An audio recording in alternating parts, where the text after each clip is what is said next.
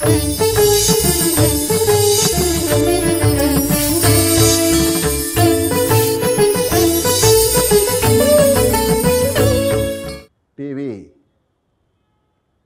18 ವೀಕ್ಷಕರಿಗೆ ಶುಭಾಶಯಗಳು. ಈ ಸಚ್ಚಿಂತನ ವಿಚಾರವಾಗಿ ಅಲ್ಲಮಪ್ರಭುಗಳು ತಮ್ಮ ಅನುಭವದ ಕೆಲವು ವಚನಗಳನ್ನು ಅವರು ಹೇಳ್ತಾರೆ. ಒಂದು ವಚನದಲ್ಲಿ ಅಂತರಂಗದ ಸಾಧನೆಯನ್ನು ಮಾಡಬೇಕಾದ್ರೆ ಮನುಷ್ಯ ಹೇಗೆ ತಯಾರಾಗಬೇಕು ಎನ್ನುವಂತಹ ವಿಚಾರವಾಗಿ ಬಹಳ ಅದ್ಭುತವಾದಂತಹ ಒಂದು ವಚನವನ್ನು ಹೇಳ್ತಾರೆ. ಬಹುತೇಕ ಸ್ವಲ್ಪ ಇದು ಬೆಳಗಿನ ವಚನ, ಆದರೂ ಕೂಡ ಸ್ವಲ್ಪ ಬಿಡಿಸುವಂತಹ ಒಂದು ಪ್ರಯತ್ನವನ್ನು ಮಾಡೋಣ. ಯಾಕೆಂದರೆ ಅವರ ವಚನಗಳು ಸ್ವಲ್ಪ ಕಬ್ಬಿಣದ ಕಡಲೆ ಇದ್ದ ಹಾಗೆಯೇ ಸಾವಧಾನ ಚಿತ್ತದಿಂದ ನಾವು ಅದನ್ನು ಆಲಿಸಿದರೆ ನಮಗೆ ಅದರ ಪರಿಪೂರ್ಣವಾದಂತಹ ಅರ್ಥವಾಗಲಿಕ್ಕೆ ಸಾಧ್ಯವಾಗುತ್ತೆ. ಆ ಅಲ್ಲಮಪ್ರಭುಗಳು ತಮ್ಮ ಒಂದು ವಚನದಲ್ಲಿ ಹೇಳ್ತಾರೆ, ತನುವ ತೋಟವ ಮಾಡಿ ಮನವ ಗುದ್ದಲಿಯ ಮಾಡಿ ಬೆಗೆದು ಕಳೆದನಯ್ಯ ಸಂಸಾರವೆಂಬ ಹೆಂಟೆಯ ಅಗೆದು ಕಿತ್ತೆನಯ್ಯ ಮಮಕಾರವೆಂಬ ಗರಿಕೆಯ ಎನ್ನುವಂತಹ ವಚನವನ್ನು ಹೇಳ್ತಾ, ಅಖಂಡ ಮಂಡಲವೆಂಬುವ ಬಾವಿ ಪವನವೇ ರಾಠಾಳ ಸುಷುಮ್ನ ನಾಡಿಯೋಳು ಉದಕವಾ ತಿದ್ದಿ ಬಸವಗಳೈವರು ಹಸಗೆಡಿಸಿಹರೆಂದು ಸಮತೆ ಸೈರಣವೆಂಬ ಬೇಲಿಯನ್ನು ಇಟ್ಟು ಆವಾಗಲೂ ಜಾಗರವಿದ್ದು ಸಸಿಯ ಸಲಹಿದನು ಕಾಣ ಗುಹೇಶ್ವರ ಎನ್ನುವಂತಹ ಮಾತನ್ನು ಹೇಳ್ತಾರೆ. ತನ್ನುವ ತೋಟವ ಮಾಡಿ ಮನವ ಗುದ್ದಲೆಯ ಮಾಡಿ ಅಗೆದು ಕಳೆದನಯ್ಯ ಮಮಕಾರವೆಂಬ ಗರಿಕೆಯ ಹೆಕ್ಕೆ ಒಡೆದನಯ್ಯ ಸಂಸಾರವೆಂಬ ಹೆಂಟೆಯ ಎನ್ನುವಂತಹ ಈ ವಚನದಲ್ಲಿ ನಾವೆಲ್ಲ ಆಲೋಚನೆಯನ್ನು ಮಾಡಬೇಕು. ಅಗೆದು ಕಳೆದನಯ್ಯ ಸಂಸಾರವೆಂಬ ಹೆಂಟೆಯ ಅಂತ ಹೇಳಿದ್ರೆ, ಸಂಸಾರ ಎನ್ನುವಂತಹದ್ದು ಈ ಜೀವನದಲ್ಲಿ ಹಾಸುಹೊಕ್ಕಾಗಿ ಬೇರೂರಿ ಬಿಟ್ಟಿದೆ. ಯಾಕೆಂದರೆ ಈ ಮನುಷ್ಯ ಜನ್ಮಕ್ಕೆ ಬರೋದೇ ಸಂಸಾರದಿಂದ. ಆದರೂ ಕೂಡ ಸಂಸಾರದಿಂದ ಬಂದಿರ್ತದೆ ಈ ದೇಹ. ಸಂಸಾರದಲ್ಲಿಯೇ ಇದ್ದು ಸಂಸಾರದಲ್ಲಿಯೇ ನೀರವಾಗುವಂತಹದ್ದು ಎಲ್ಲ ಜೀವಿಗಳಿದ್ದ ಹಾಗೇ ಆಗುತ್ತೆ. ಆದರೆ ನಿಜವಾಗಲೂ ಕೂಡ ಅಂತರಂಗದ ಸಾಧನೆಯನ್ನು ಮಾಡಬೇಕು ಅನ್ನೋದಾದರೆ, ಈ ಜೀವ ಯಾತಕ್ಕೋಸ್ಕರವಾಗಿ ಹುಟ್ಟಿ ಬಂದಿದೆ, ಹುಟ್ಟಿ ಬಂದಂತಹ ಜೀವ ಮತ್ತೆ ಇದು ಸಾರ್ಥಕವಾಗಬೇಕು ಅನ್ನೋದಾದರೆ ಈ ಸಂಸಾರಕ್ಕೆ ಬಂಧನದಿಂದ ಅವನು ಬಿಡುಗಡೆಯಾಗಬೇಕು ಎನ್ನುವಂತಹ ಮಾತನ್ನು ಹೇಳ್ತಾರೆ. ಹಾಗಾದ್ರೆ ಸಂಸಾರಕ್ಕೆ ಬಂಧನ ಅಂದರೆ ಯಾವುದು, ಯಾವುದನ್ನು ಸಂಸಾರ ಅಂತ ಹೇಳ್ತಾರೆ ಎನ್ನುವಂತಹ ವಿಚಾರಕ್ಕೆ ಹೋದಾಗ ಒಂದು ಕಡೆಗೆ ಒಬ್ಬ ಶರಣರು ಇದಕ್ಕೆ ಒಂದು ಒಳ್ಳೆಯ ಉದಾಹರಣೆಯನ್ನು ಕೊಡ್ತಾರೆ. ನಾನು ನನ್ನ ಒಡ ಹುಟ್ಟಿದವಳು ಅಂದರೆ ಅಕ್ಕ ಅಥವಾ ತಂಗಿ ಇರಬಹುದು. ಅಕ್ಕನ ಕೊಟ್ಟರೆ ಭಾವನಾದ, ತಂಗಿಯ ಕೊಟ್ಟರೆ ಬಾಮೈದನಾದ. ಸಂಸಾರದ ಒಂದು ಒಳಗುಟ್ಟನ್ನು ಹೇಳ್ತಾನೆ. ಅಕ್ಕನ ಕೊಟ್ಟರೆ ಭಾವನಾದ, ತಂಗಿಯ ಕೊಟ್ಟರೆ ಬಾಮೈದನಾದ. ಅಕ್ಕನ ಮಗನಿಗೆ ಮಗಳ ಕೊಟ್ಟರೆ ಅಳಿಯನಾದ. ಅದೇ ತಂಗಿಯ ಮಗಳನ್ನ ಮಗನಿಗೆ ತಗೊಂಡ್ರೆ ಸೊಸೆಯಾದಳು. ಆದರೆ ನಾನು ನನ್ನ ಒಡ ಹುಟ್ಟಿದ ಅಕ್ಕ ತಂಗಿ ನಾವೆಲ್ಲರೂ ಒಂದು ತಾಯಿಯ ಒಂದು ತಾಯಿಯ ಗರ್ಭದಿಂದ ಜನನವಾದಂತಹವರು. ಇದೇನಾಯಿತು, ನಾನು ಅಕ್ಕ ತಂಗಿ ಭಾವ ಮೈದ ಸೊಸೆ ಅಳಿಯ ಈ ರೀತಿಯಾದಂತಹ ಸಂಸಾರ ಬೆಳೀತಾ ಹೋಯಿತು. ಆದರೆ ಸಂಸಾರ ಬೆಳೀತಾ ಹೋಯಿತು. ಹೀಗೆ ಮುಂದೆ ಮತ್ತೆ ಇದು ಕಂಟಿನ್ಯೂ ಆಯಿತು. ಇನ್ನು ಅತ್ತೆ ಸೊಸೆ ಮಾವ ಭಾವ ಇಂಥವೆಲ್ಲ ರೀತಿಯಾದಂತಹ ಇದಕ್ಕೆ ಬೇಕಾದಷ್ಟು ಬಂಧನಗಳು ಒಳಗಾಗ್ತದೆ. ಆದರೆ ಇದು ಪುನರಪಿ ಜನನಂ ಪುನರಪಿ ಮರಣಂ ಎನ್ನುವಂತಹ ಮಾತನ್ನು ಹೇಳ್ತಾರೆ. ಆದರೆ ಶರಣರು ಅದೇ ಮಾತನ್ನು ಹೇಳ್ತಾರೆ, ಎನ್ನ ಒಡ ಹುಟ್ಟಿದ ಒಳಗೆ ನೀಗಂಡನಾಗಿ ಭಾವನಾದ ಪರಿಯ ಕಂಡು ಎನ್ನುವಂತಹ ಮಾತನ್ನು ಹೇಳ್ತಾರೆ. ಹಾಗಾದರೆ ಎನ್ನ ಒಡ ಹುಟ್ಟಿದ ಒಳಗೆ ಗಂಡನಾಗಿ ಅಂದರೆ ಈ ಯಾವ ಅರ್ಥ ಹೇಳ್ತದೆ ಅಂತ ಹೇಳಿದ್ರೆ, ಹುಟ್ಟುವಾಗ ದೇಹ ಮತ್ತು ಜೀವ ಎರಡೂ ಒಟ್ಟಿಗೆ ಹುಟ್ಟುತ್ತೆ. ದೇಹ ಮತ್ತು ಜೀವ ಎರಡೂ ಒಟ್ಟಿಗೆ ಹುಟ್ಟುತ್ತೆ. ಆ ಹುಟ್ಟಿದಂತಹ ಈ ಜೀವ ಏನಾಗ್ತಿದೆ ಅಂತ ಹೇಳಿದ್ರೆ ಗುರುವಿನ ಅನುಗ್ರಹದಿಂದ ಅಖಂಡ ಚೈತನ್ಯಾತ್ಮಕ ಶಕ್ತಿಯ ಸ್ವರೂಪವಾದಂತಹ ಈ ಜೀವಾತ್ಮ ಗುರುವಿನ ಅನುಗ್ರಹದಿಂದ ಲಿಂಗವಾಗಿ ಮಂತ್ರದ ಸಹಾಯದಿಂದ ಲಿಂಗವಾಗಿ ಕರಸ್ಥಲಕ್ಕೆ ಬಂದು ಜೊತೆ ಆಗ್ತಾನೆ. ಆ ಲಿಂಗದ ಅನುಸಂಧಾನವನ್ನು ಮಾಡ್ತಾ ಮಾಡ್ತಾ ಈ ದೇಹ ಲಿಂಗದ ಅನುಸಂಧಾನವನ್ನು ಮಾಡ್ತಾ ಮಾಡ್ತಾ ಮಾಡ್ತಾ ಮಾಡ್ತಾ ಈ ಪ್ರಾಣ ಮತ್ತು ಈ ಲಿಂಗ ಇದು ಭಿನ್ನವಾದಂತಹ ನಿಲುವಲ್ಲ. ಪ್ರಾಣವೇ ಲಿಂಗ, ಲಿಂಗವೇ ಪ್ರಾಣ ಎನ್ನುವಂತಹ ಮಾತನ್ನು ಹೇಳ್ತಾರೆ. ಹಾಗಾಗಿ ಇಂತಹ ಪ್ರಾಣ ಇದು ಏನಾಗ್ತಿದೆ ಅಂತ ಹೇಳಿದ್ರೆ ಲಿಂಗವಾಗಿ ಈ ದೇಹಕ್ಕೆ ಸತಿಯಾಗುತ್ತೆ, ಈ ದೇಹಕ್ಕೆ ಪತಿಯಾಗುತ್ತೆ ಎನ್ನುವಂತಹದ್ದನ್ನು ಶರಣರನ್ನು ಹೇಳ್ತಾರೆ. ಶರಣ ಸತಿ ಲಿಂಗಪತಿ ಭಾವದಲ್ಲಿ ಈ ದೇಹವೇ ಹೆಂಡತಿ, ತನ್ನ ಒಳಗೆ ಅಂತರಾತ್ಮಕವಾದಂತಹ ಅಖಂಡ ಚೈತನ್ಯಾತ್ಮಕ ಶಕ್ತಿಯ ಸ್ವರೂಪವಾದಂತಹ ಆತ್ಮಲಿಂಗ ಸ್ವರೂಪನಾಗಿ ಈ ದೇಹಕ್ಕೆ ಏನಾಗ್ತಾನೆ ಅಂತ ಹೇಳಿದರೆ ಗಂಡನಾಗ್ತಾನೆ ಎನ್ನುವಂತಹ ಮಾತನ್ನು. ಹಾಗಾಗಿ ಇಲ್ಲಿ ಈ ಸಂಸಾರದಿಂದ ಅವನು ಹೊರಗೆ ಬರಬೇಕು ಅಂತ ಹೇಳಬೇಕು ಅನ್ನೋದಾದರೆ ಅದಕ್ಕೆ ಹೇಳ್ತಾರೆ ಸಂಸಾರವೆಂಬ ಹೆಂಟೆಯನ್ನು ಒಡೆದು. ಆಮೇಲೆ ಸಂಸಾರವನ್ನು ಕಟ್ಕೊಂಡ್ವಿ ಅಂತ ಹೇಳಿದ್ರೆ ಅದಕ್ಕೆ ಮಮಕಾರ ಅಂತ ಬೆನ್ನತ್ಬಿಡುತ್ತದೆ. ಈ ಮಮಕಾರ ಏನಾಗ್ತಿದೆ ಅಂತ ಹೇಳಿದ್ರೆ ಅದು ನಮ್ಮಿಂದ ಹೋಗ್ಲಿಕ್ಕೆ ಸಾಧ್ಯವೇ ಇಲ್ಲ. ಅಷ್ಟು ನಮ್ಮನ್ನು ಸುತ್ತ ಹಾಕ್ಕೊಂಡು ಆಳವಾದಂತಹ ಸ್ಥಿತಿಯನ್ನು ಹೊಂದಿ ಬೇರೂರಿ ಇಡೀ ನಮ್ಮ ಬದುಕನ್ನು ಮಮಕಾರ ಏನು ಮಾಡ್ತಿದೆ ಅಂದರೆ ಪರಮಾತ್ಮನ ಕಡೆಗೆ ಇರ್ತಕ್ಕಂಥ ಆ ಭಾವನೆಯನ್ನು ದೂರ ಮಾಡಿ ಬರೀ ಕೇವಲ ಏನು ಮಾಡ್ತಿದೆ ಈ ಸಂಸಾರದ ಸೊಡರಿನಲ್ಲೇ ಇರುವಂತಹ ಕೆಲಸವನ್ನು ಮಾಡುತ್ತೆ. ಅದರಿಂದ ದೂರ ಆಗಬೇಕಲ್ಲ. ಹಾಗಾಗಿ ಆ ದೂರ ಆಗಬೇಕಾದ್ರೆ ಮಮಕಾರವೆಂಬ ಗರಿಕೆಯನ್ನು ಕಿತ್ತು. ನೋಡಿ, ಗರಿಕೆ ಕೀಳಬೇಕಾದ್ರೆ ಸುಲಭ ಅಲ್ಲ.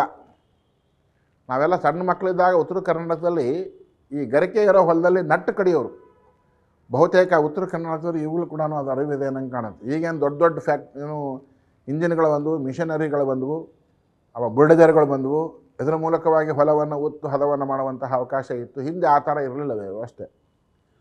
ಉದ್ದಾಗಿರುವಂತಹ ಒಂದು ಗುದ್ದಲಿಯನ್ನು ತೆಗೆದುಕೊಂಡು ಹೋಗಿ ಆ ಗುದ್ದಲಿಯ ಮೂಲಕವಾಗಿ ಈ ಒಳ್ಳೆಯ ಮೂಡುಗಾಳಿಯ ಸಮಯದಲ್ಲಿ ಎಲ್ಲೆಲ್ಲಿ ಗರಿಕೆ ಇರ್ತದೆ ಅಲ್ಲಿ ಕಡಿಮೆ ಅಂದರೂ ಕೂಡ 2 ಅಡಿ 2.5 ಅಡಿ ಆಳದಲ್ಲಿ ಅವನು ಅದನ್ನು ಬಗದು ಆಮೇಲೆ ಗೊರಕೆ ಬೇರೆ ಏನಾದ್ರು ಕೊನೆಗೆ ಸಿಕ್ಕರೆ ಒಂದು ಕಂಠ ಅಂತ ಇರ್ತಿತ್ತು ನಿಮ್ಮಲ್ಲಿ. ಈ ಕಂಠ ಅಂದರೆ ಕೊಬ್ಬರಿ ತೆಗೆದಂತಹ ಕಂಠ.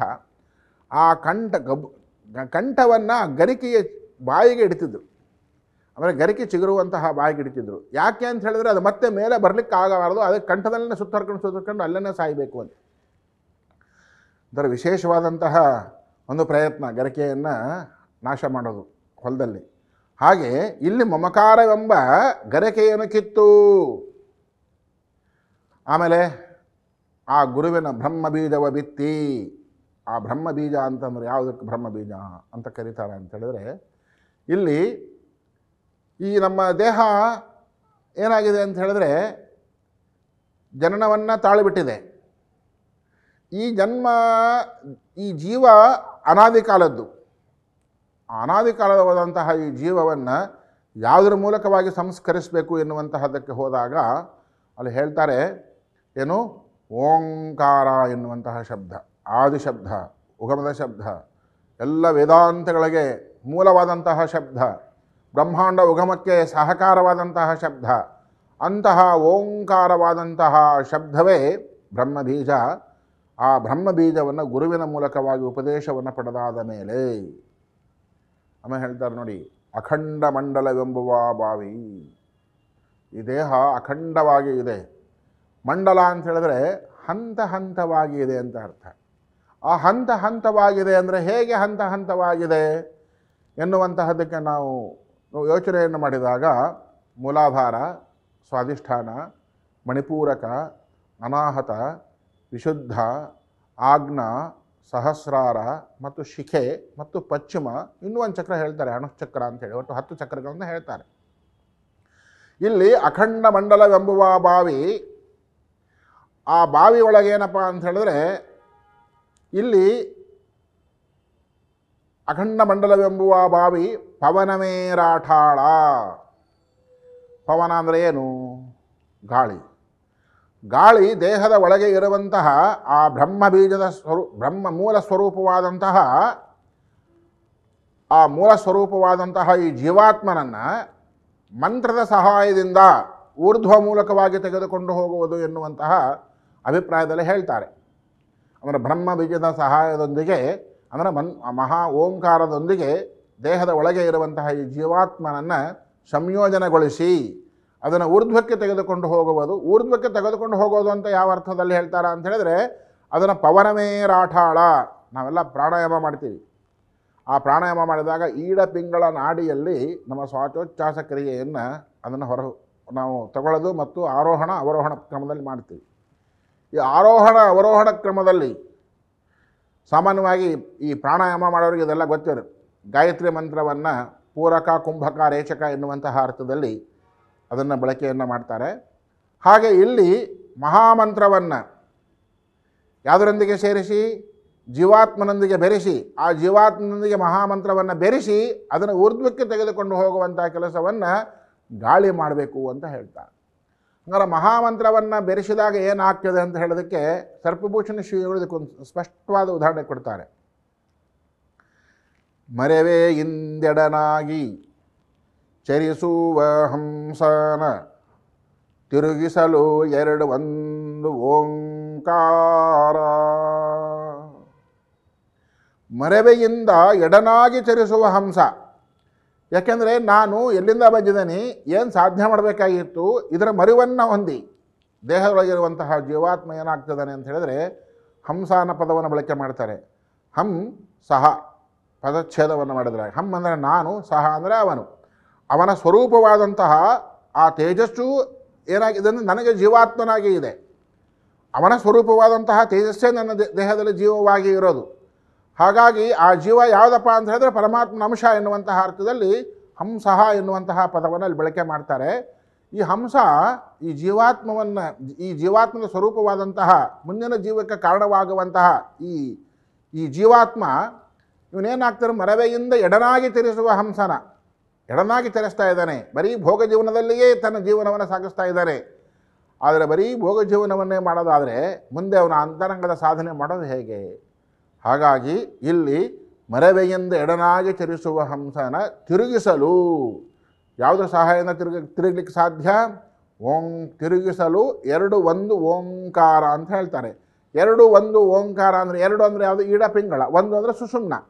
ಆ ಎರಡು ಮತ್ತು ಒಂದು, ಆ ಎರಡರಲ್ಲಿರುವಂತಹ ಆರೋಹಣ ಅವರೋಹಣ ಸ್ಥಿತಿಯಲ್ಲಿ ಇರುವಂತಹ ಈ ಧಾತುವನ್ನು ಏನು ಮಾಡಬೇಕು? ಓಂಕಾರದ ಮೂಲಕವಾಗಿ ಊರ್ಧ್ವ ಸುಷುಮ್ನ ನಾಡಿಯಲ್ಲಿ ಸೇರಿಸಿದಡೆ ಆಗ ಮೂಲಾಧಾರದಿಂದ ಅದು ಊರ್ಧ್ವಕ್ಕೆ ತೆಗೆದುಕೊಂಡು ಹೋಗುವಂತಹ ಕೆಲಸವನ್ನು ಮಾಡ್ತಾ ಇರ್ತದೆ.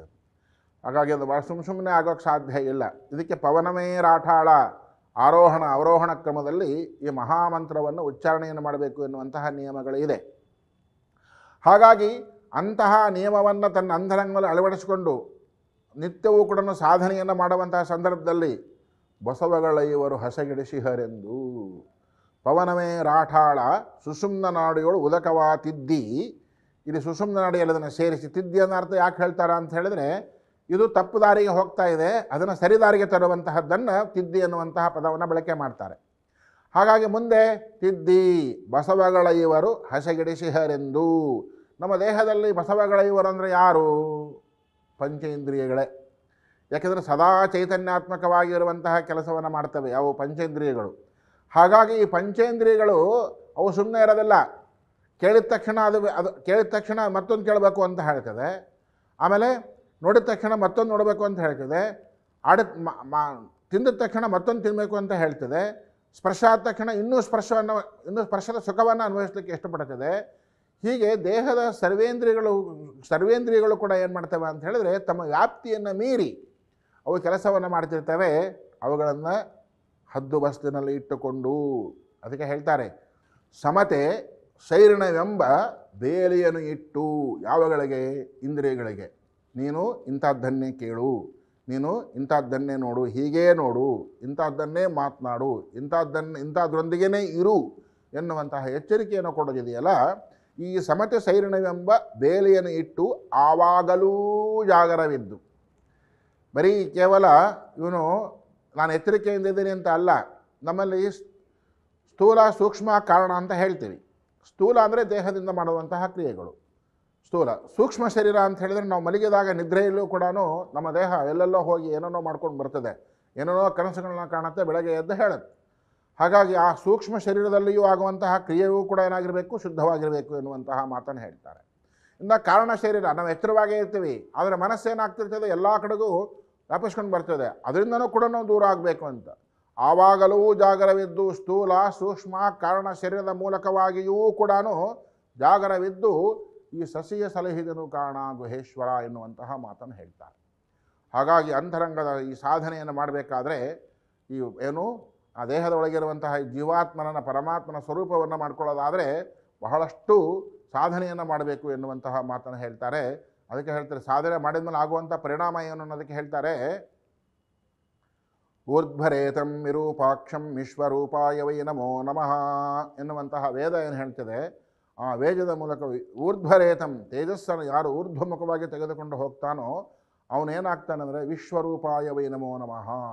ಹಾಗಾಗಿ ನಮ್ಮಂತೆಯೇ ಜನನವನ್ನು ಪಡೆದಂತಹ ಎಷ್ಟೋ ಮಹಾನುಭಾವರು, ಎಷ್ಟೋ ರೀತಿಯಾದಂತಹ ಆದರ್ಶ ಪುರುಷರು, ಇವರೆಲ್ಲರೂ ಕೂಡ ಏನಾದ್ರು ಅಂತ ಹೇಳಿದ್ರೆ ಅಂತರಂಗದ ಸಾಧನೆಯನ್ನು ಮಾಡ್ತಾ ಮಹಾನ್ ವ್ಯಕ್ತಿತ್ವವನ್ನು ಹೊಂದಿ ಇಡೀ ಬ್ರಹ್ಮಾಂಡವನ್ನೇ ಗೆಲ್ಲುವಂತಹ ಸಾಮರ್ಥ್ಯವನ್ನು ಹೊಂದಿದಂತಹ ಬೇಕಾದಷ್ಟು ರಾಮಾಯಣದಲ್ಲಿ ಕೇಳ್ತೇವೆ ರಾಮನ ಮೂಲಕವಾಗಿ, ಮಹಾಭಾರತದಲ್ಲಿ ಕೇಳ್ತೇವೆ ಕೃಷ್ಣನ ಮೂಲಕವಾಗಿ, ಹಾಗೂ ನಮ್ಮ ಶಿವಯೋಗಿಗಳು ತಮ್ಮ ಜೀವನವನ್ನು ಸಾಧನೆಯನ್ನು ಮಾಡಿದಂತಹ ಕ್ರಮಗಳಲ್ಲಿ ನಾವೆಲ್ಲ ಕೇಳ್ತಾ ಬರ್ತೇವೆ.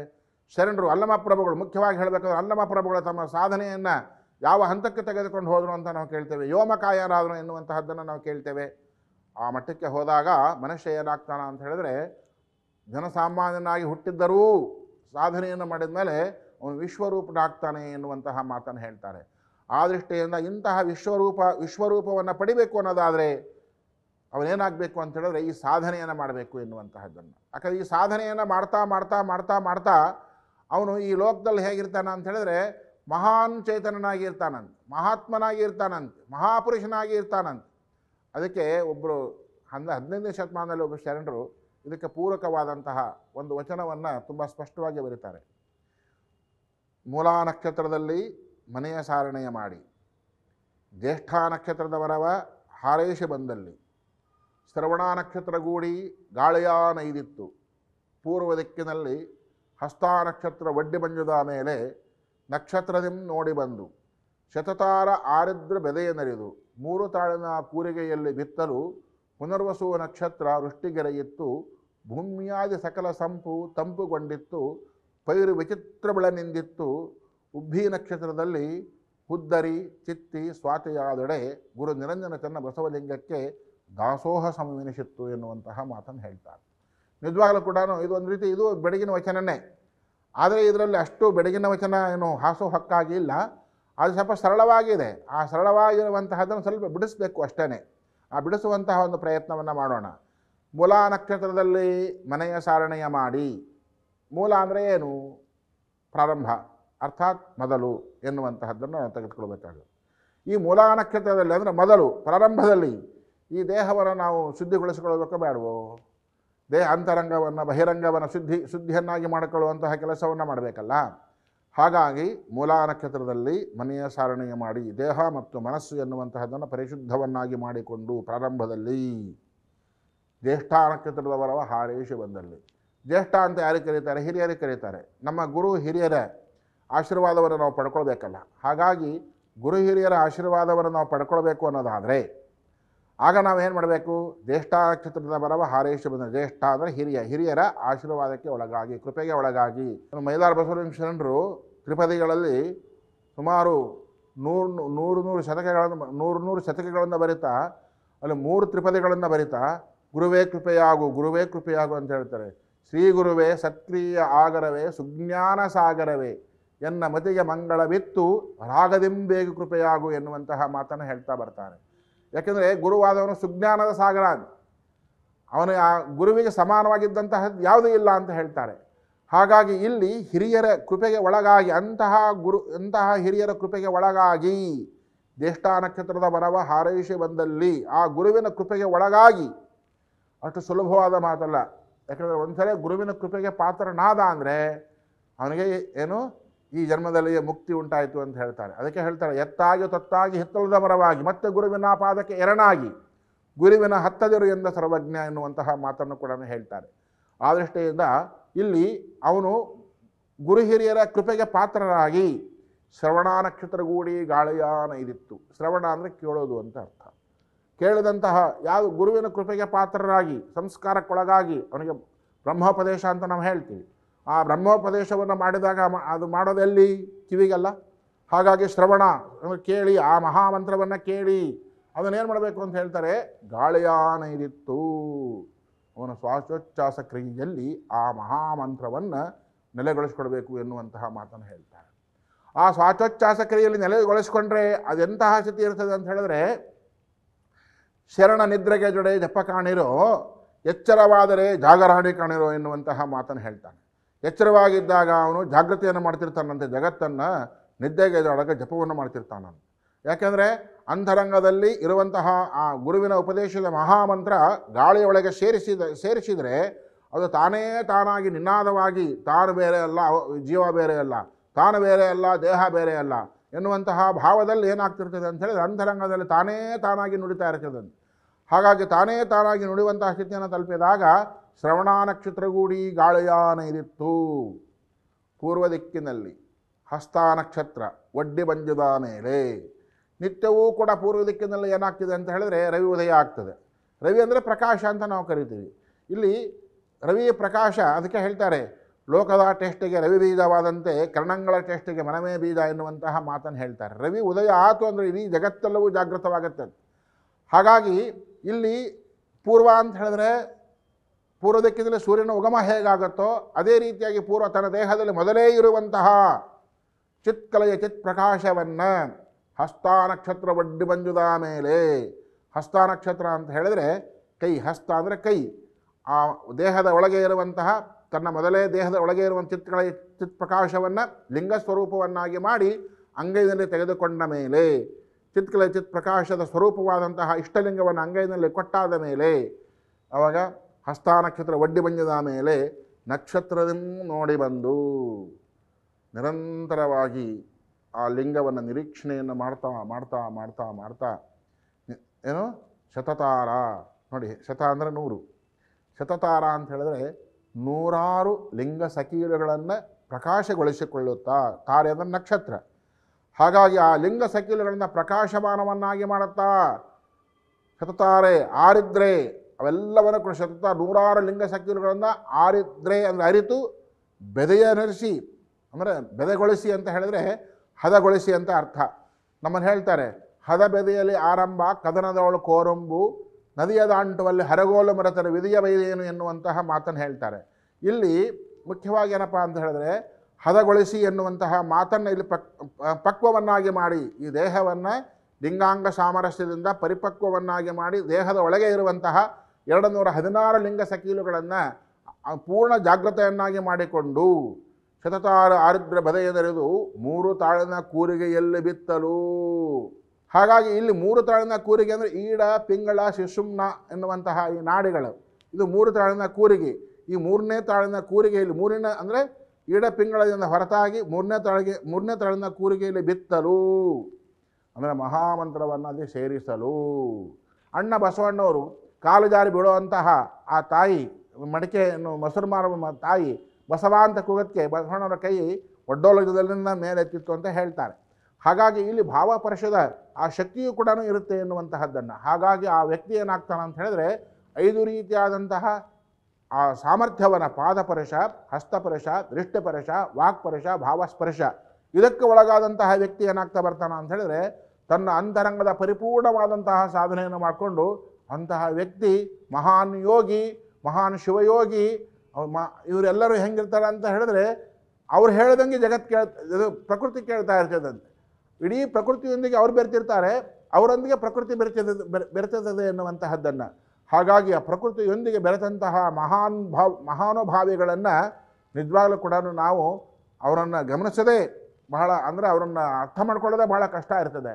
ಯಾಕಂದರೆ ಯೋಗಿ ಎಲ್ಲರಂತೆ ಇರೋದಿಲ್ಲಂತೆ, ಅವನು ತನ್ನ ನೀಲೆಯೊಳಗೆ ತಾನು ಇರ್ತಾನಂತೆ. ಹಾಗಾಗಿ ಅಂತಹ ಯೋಗಿಗಳು ಎಲ್ಲೆಲ್ಲಿ ಓಡಾಡ್ತಾರೆ ಭೂಮಿಯಾದ ಸಕಲ ತಂಪುಗೊಂಡಿತ್ತು, ಪೈರು ವಿಚಿತ್ರಬೆಳನಿಂದಿತ್ತು. ಆ ಎಲ್ಲೆಲ್ಲಿ ಅಂತಹ ಯೋಗಿಗಳು ಓಡಾಡ್ತಾರೆ ಭಕ್ತರ ಸಮೂಹ ಎಲ್ಲ ಜಾಗೃತೆಯಾಗಿ ಪೈರು ವಿಚಿತ್ರಬೆಳನಿಂದಿತ್ತು. ಉಬ್ಬಿ ನಕ್ಷತ್ರದಲ್ಲಿ ಗುರು ಮತ್ತು ಶಿಷ್ಯರ ಸಂತೋಷದ ಸಮಾಗಮದಲ್ಲಿ ಅವಾಗ ಹುದ್ಧರಿ ಅಂದರೆ ದೇಹ, ಚಿತ್ತ ಅಂದರೆ ಮನಸ್ಸು, ಸ್ವಾತಿಯಾದೊಡೆ. ಸ್ವಾತಿ ಎನ್ನುವಂತಹ ಪದ ಸಹಜವಾಗಿ ನಾವೆಲ್ಲ ಬಳಕೆ ಮಾಡ್ಕೊಂಡಂಗೆ ಇದು ಒಂದು ಸ್ಥಿರತೆಯನ್ನು ಉಂಟು ಮಾಡುವಂತಹದ್ದು ಅಂತ ಅರ್ಥ. ಯಾಕಂದರೆ ನೀರು, ಎಲ್ಲ ಮಳೆ ನೀರು ಏನಾಗ್ತವೆ, 26 ಮಳೆಗಳ ನೀರು ಕೂಡ ನೀರಾಗಿ ಹರಿದು ಹೋಗ್ತವೆ. ಆದರೆ ಸ್ವಾತಿಯ ಮಳೆಯ ಹನಿಯ ನೀರು ಕಪ್ಪೆ ಚಿಪ್ಪೆಂದರೆ ಸೇರಿ ಸಂಸ್ಕಾರಕ್ಕೊಳಗಾಗಿ ಮುತ್ತಾಗುತ್ತೆ ಅಂತ ಹೇಳ್ತಾರೆ. ಹಾಗಾಗಿ ಇಲ್ಲಿ ಸ್ವಾತಿಯಾದೊಡೆ, ಸಂಸ್ಕಾರಕ್ಕೊಳಗಾದಂತಹ ಈ ಜೀವ ಏನಿದೆಯಲ್ಲ, ಈ ಜೀವ ಯಾರಿಗೆ ಸಮಾನವಾಗಿರ್ತದೆ? ಗುರು ನಿರಂಜನ ಚೆನ್ನ ಬಸವಲಿಂಗಕ್ಕೆ ದಾಸೋಹ ಸಮವಿನಿಷತ್ತು ಎನ್ನುವಂತಹ ಮಾತನ್ನು ಹೇಳ್ತಾರೆ.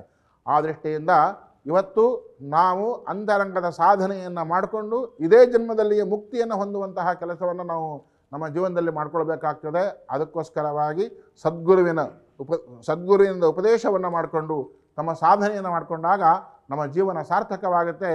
ನಮ್ಮ ಇಹ ಮತ್ತು ಪರಕ್ಕೆ ನಾವು ಅತ್ಯಂತ ಆದರರಾಗಿ, ಅತ್ಯಂತ ಪ್ರೀತಿಪಾತ್ರರಾಗಿ ಬದುಕನ್ನು ಸಾಗಿಸಲಿಕ್ಕೆ ಸಾಧ್ಯವಾಗುತ್ತೆ. ಇಂತಹ ಈ 2 ವಚನಗಳನ್ನು ಈಗ ನಾವು ಕೇಳಿದ್ದೀವಿ. ಅದರ ಮೂಲವಾದಂತಹ ಒಂದು ವಚನ ಅಂತೂ ಅಲ್ಲಮಪ್ರಭು ವಚನ, ಇನ್ನೊಂದು ವಚನ ಮಹಾಂತ ದೇಶಿಕೇಂದ್ರದಂತ. ಇದು 11 ಸಂಪುಟಗಳು 15 ಸಂಪುಟಗಳಲ್ಲಿ 12ನೇ ವಾಲ್ಯೂಮ್ನ 1005ನೇ ವಚನ ಇದು. ಯಾವುದು? ಮೂಲಾ ನಕ್ಷತ್ರದಲ್ಲಿ ಮನೆಯ ಸಾರಣೆ ಮಾಡಿ ಎನ್ನುವಂತಹದ್ದು. ಹಾಗಾಗಿ ಆ ವಚನಗಳನ್ನು ನೀವೆಲ್ಲರೂ ಕೂಡ ಅಧ್ಯಯನವನ್ನು ಮಾಡುವುದರ ಮೂಲಕವಾಗಿ ಅಂತರಂಗದ ಸಾಧನೆಯನ್ನು ಜಾಗೃತ ಮಾಡಿಕೊಂಡು ಬದುಕನ್ನು ಸಾಕ್ಷಣ ಅಂತ ಹೇಳಿ ನಮ್ಮ 2 ಮಾತನ್ನು ವಿರಮಿಸ್ತಾ ಇದ್ದೇವೆ. ಶುಭಂ ಭೂಯಾತ್.